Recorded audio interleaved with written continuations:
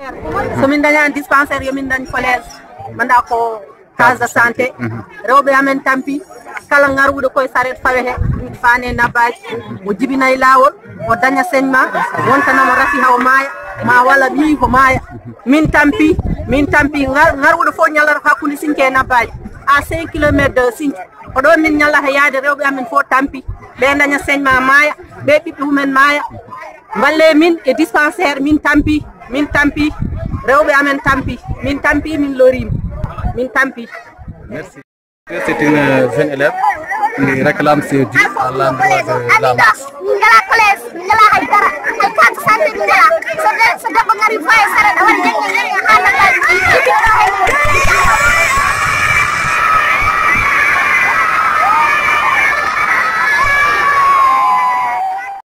mbiyeten ko Demba Diop ɗum ende o malal et 3 points kalami ko forage kalami ko collège kalami ko poste de santé ɗum min ngala ɗum min keeɓi ndiyam ko 93 ko tiwo min keeɓi min keeɓani forage min keeɓi ndiyam koye Abdou Diouf min keeɓi courant koye Ablaye Wade Macky Sall 0 8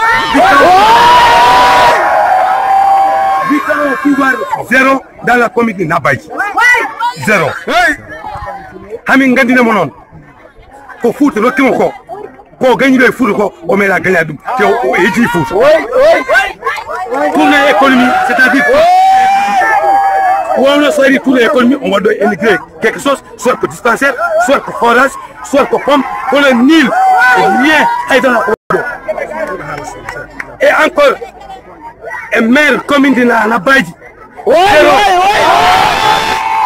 amin tottamo doléance uji amen o yettinta président de la république min ganda o heeɓi min ganda o heɓani kala nde wari ɗo ko même parole mi nani mi faami mami yettinoyon jusqu'à présent min gandinamo noon so tawi min keɓani forage 2021 élection député ko perdo dans la commune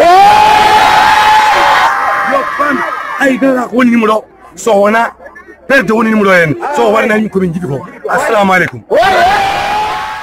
La population sénégalaise notre souffrance.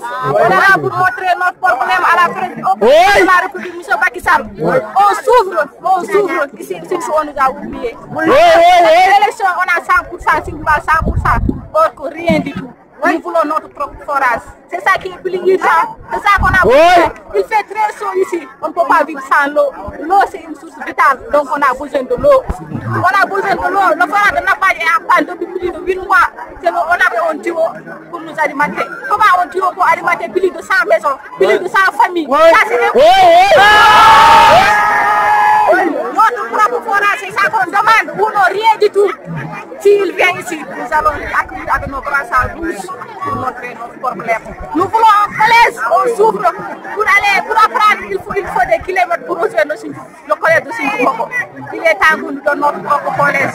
On souffre. Pour le poste de santé aussi, c'est une nécessité parce que chaque village doit avoir son propre poste de santé. À cause de ces trois choses-là, c'est ce qui est plus important, c'est ça qu'on demande. Et aussi, c'est notre droit. On est des Sénégalais comme tout le monde. On a besoin de ça, c'est urgent. Il faut qu'ils nous donnent le forage, c'est plus urgent, c'est ça qu'on a besoin. Il est temps qu'ils se souviennent de nous parce que c'est nous qui l'avons élu pour qu'ils occupent de nous. Mais on ne voit rien.